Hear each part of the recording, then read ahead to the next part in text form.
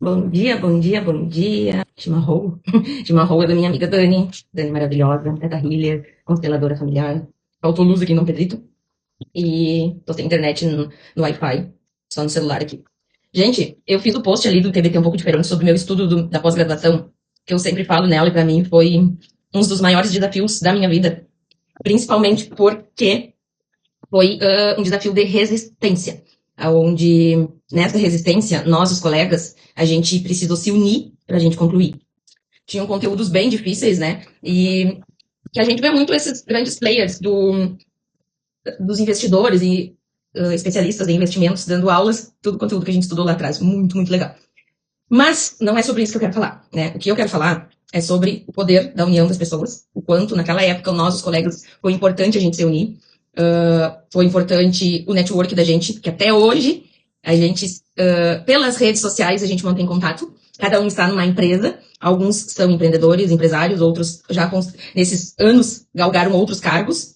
E qualquer um de nós ou deles ocupamos, ou sei lá como que a gente pode dizer, qualquer cargo, somos pessoas e seres humanos. E eu acho que isso é o maior presente de Deus na vida da gente, né? São as pessoas que a gente é. E aquelas pessoas que conhecem a gente numa sala de aula, no dia a dia, no íntimo, e é isso, é o que conecta. É quem a gente é, sem a gente precisar fingir aquilo que a gente não é. E nessa época, quando eu fiz o TCC, sim, eu levei os 6 meses para fazer, porque fui eu que fiz o meu TCC. E eu não tinha computador, o meu computador, ele tava com a tela quebrada, e eu precisava usar o computador. Até eu tenho uma foto, quando eu entrei pro estado, das minhas primeiras aulas, com a tela do meu notebook CCE, quebrada, e eu conectava na televisão para conseguir estudar, né? E então, quando eu tinha ela fixa em casa. Então, quando eu trabalhava no engenho, eu ia de manhã cedo, eu comia de marmita meio-dia, para que no intervalo da uma hora às 2, eu fazia meus trabalhos. E quando eu saí do engenho, que eu fui trabalhar com o Vitor, na Agropecuária Pontes, eu fazia esse mesmo esquema. Eu só atravessava a rua ali até onde hoje ainda é o escritório, na Joaquim Nabuco tinha o restaurante do Peruso, almoçava e dava volta. Então, geralmente ali, parava meia hora, almoçava e voltava para fazer meu TCC. De 2 horas, às vezes nem isso, eu continuava o trabalho. Ali pelas 6 horas, eu continuava fazendo meus estudos no computador. E às 7 eu ia pra aula. Como ali era passada, o primeiro colega que ia pra Unipampa me dava carona. Às vezes eu ia de ônibus, às vezes eu ia a pé, e às vezes eu enchia o saco do Vitor pra me dar carona. Acho que uma ou duas vezes só que ele não precisou da caminhonete que eu pude ir, tá? Porque assim, eu sempre tinha uma penca de livros, né? E porque a gente usava muito essa parte dos livros, da parte técnica, de ver literatura, porque não existia a IA, né, como apoio pedagógico pra gente fazer todas essas pesquisas. Naquela época, foi uma das coisas de resiliência, né? Onde a dificuldade de não ter o equipamento da informática não foi a desculpa para que eu não terminasse. Alguns colegas desistiram no meio do caminho, por questões particulares, outros por questões que não aguentaram puxar, né? Porque sim, foi difícil. O próprio doutor Alexandre, ele disse que não é porque era uma especialização lato sensu que ele não iria cobrar como se fosse stricto sensu. Quem vai para uma universidade federal sabe como que eles puxam. Naquela época, pelo menos na minha época, não tinha a questão de política ou doutrinação na sala de aula, era assim só a questão de conteúdo e muito técnico. E por que que eu escolhi este tema, né, sobre a produção de etanol como a sustentabilidade na fronteira oeste? Aí de vez em quando a gente dá uma gaguejada, vocês não deem bola. Porque eu sempre fui muito próximo dos meus gestores, né? Sempre tive eles como líderes, né? Sempre fui.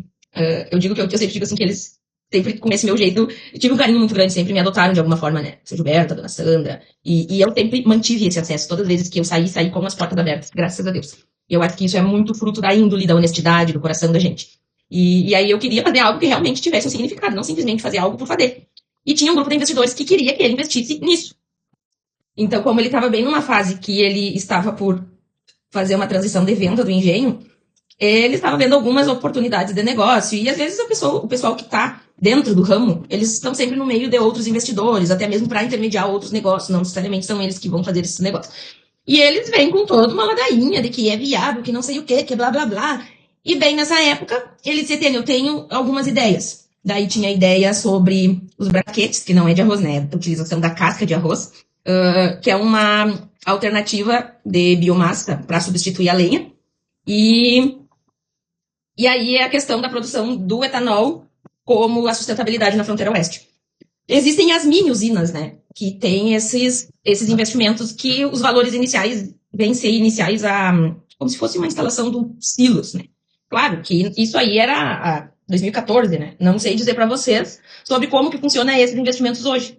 Mas com a inteligência artificial, gente, isso aqui ficou uma questão da gente simplesmente largar esse trabalho dentro dela e pum! Por exemplo, pegar esse meu TCC, que na época eu não lembro se foram 70 ou 80 páginas, e largar dentro da IA, eu consigo atualizar ele para hoje, né, em vários dados. Inclusive, eu tenho um print ali que existia projeções da Embrapa de 2014 para 2022 e que eu quero atualizar esses dados para ver se aquela projeção da Embrapa se confirmou ou não. E por que eu tô trazendo este TBT de hoje? Porque a ET, embora brincalhona, louquinha, também tem muito conteúdo técnico. E muito conteúdo dessa parte técnica eu busco sempre trazer para esses alunos, para os meus alunos, que a gente, não é só a parte do estudo que vai nos moldar e fazer com que a gente cresça e evolua, mas as pessoas, né? E também, embora que, sim, o dinheiro ele é necessário, né? A gente ouve, eu vejo muitos alunos dizer assim, ah, mas eu ganho mais que a senhora, para que eu vou estudar? E às vezes a gente fica pensando, né? Tem um aluno que, inclusive, deixou de estudar e me disse isso esses dias, né? Eu digo, mas esse guri de merda me diz uma coisa dessa. E às vezes a gente passando cada perrengue pra sustentar um filho, o guri ganhando mais e sem precisar estudar. Mas eu digo assim, pois é, mas no longo prazo eu acredito que talvez tu vai te arrepender, né? E então tem coisas que realmente não é sobre o dinheiro, é sobre o impacto que a gente vai ter na sociedade, é sobre aquele esforço, aquele detalhe, aquele dia a dia, que é a contribuição social que a gente tá deixando na mentalidade das pessoas e da gurizada. E que todas as pessoas que me fizeram e me ajudaram a chegar até aqui, então, eu não vou dizer que todas, mas a grande maioria professoras, seres humanos que ajudaram a gente, me ajudaram a crescer e evoluir. E quando eu falo no crescer e evoluir, a gente às vezes não fala só no financeiro, né? Mas para onde a gente para onde eu estava quando eu tinha lá os meus 8 anos, 9 anos, 12 anos de babá, para onde eu estou hoje, e para onde eu estava quando o Martim era pequeno, para onde eu estou hoje, tudo é um processo. Não tem como a gente pular do degrau 1 para o degrau 15 sem a gente se esforçar. E o estudar é o romper, o abrir a mente, né? E quando eu digo abrir a mente, isso também não me faz melhor que ninguém.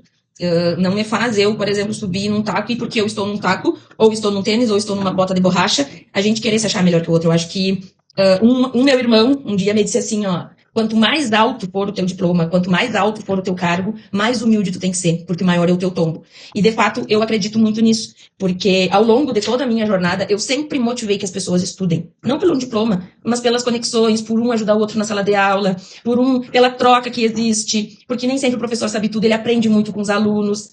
Essa minha história, né? Eu sempre ajudei muito a fazer o TCC de muitas pessoas. Muitas pessoas eu nunca cobrei, né? Hoje me pergunta, Tene, tu orienta TCC? Não mais, porque é muito cansativo ficar na frente do computador. Se a gente vai cobrar, não vão querer pagar. E às vezes a gente fica pensando, né? Hoje, se a gente for no mercado pra te fazer uma compra de um café, tu não é menos de R$ 50. Então, se tu for ficar 1 hora com alguém pra orientar, passa muito rápido. E é o café, de um turno. E então, às vezes a gente, mas quanto custa a tua hora? Às vezes, a minha hora custou o café do meu filho. Então, às vezes, é sobre isso, o trabalho do serviço do outro. Né? Então, valor ao que tem valor, preço ao que tem preço. Então, nem sempre o título vai diferenciar alguém. Porque, às vezes, foi alguém que fez o título. Às vezes, foi o fulaninho. Mas eu sou mestre. Sim, mas às vezes tu pagou pra alguém fazer o teu título. E a gente sabe, eu tenho um colega que tipo, tem uma criatura lá de uma empresa que queria que ele fizesse a tese do mestrado. E ele disse, é tanto. Não, é muito caro. Tchau, graça, então, deu o preço é esse. Entendeu? E a gente sabe que existe. E às vezes tem pessoas que precisam e acabam por fazendo. Artigo, tese de mestrado, tese de doutorado. E então, para finalizar, eu acho muito importante a gente valorizar a parte dos seres humanos, pessoas, os nossos empreendedores, as nossas empresas locais, as pessoas que estão aqui, que resolveram empreender na nossa cidade, que estão resistindo a todas as dificuldades do empreender numa região onde a logística é mais caro trazer coisas diferentes, onde quando alguém traz algo inovador e diferente, parece que esperam alguém trazer algo diferente para ele copiar, parece que simplesmente tem a mente bloqueada para pensar em algo, vai lá e pesquisa, estuda para depois trazer, parece que esperam um fazer para o outro fazer igual, né? Então, estudem, se atualizem, valorizem, não coloquem preço no serviço do outro. Então, é isso por hoje. Espero não ter ofendido ninguém, mas são verdades que tocou aqui de falar. Tocou, falo mesmo. Espero não ter ofendido ninguém. Não é indireto pra ninguém, mas é simplesmente reflexões para às vezes, e às vezes serve inclusive pra mim, né? Principalmente coisas que às vezes a gente ouve ao longo do tempo e que às vezes, eu acho que eu falei inclusive serviu pra mim mesmo. Quanto mais eu subir, mais humilde eu tenho que ser, mas também te posiciona, porque às vezes não é porque tu é tão humilde que às vezes tu vai deixar as pessoas pisando em cima de ti. Isso aí. Se forem enviar o coraçãozinho pros outros aí pra fofocar em mim, me ajuda a engajar no meu post, pro meu perfil crescer, tá?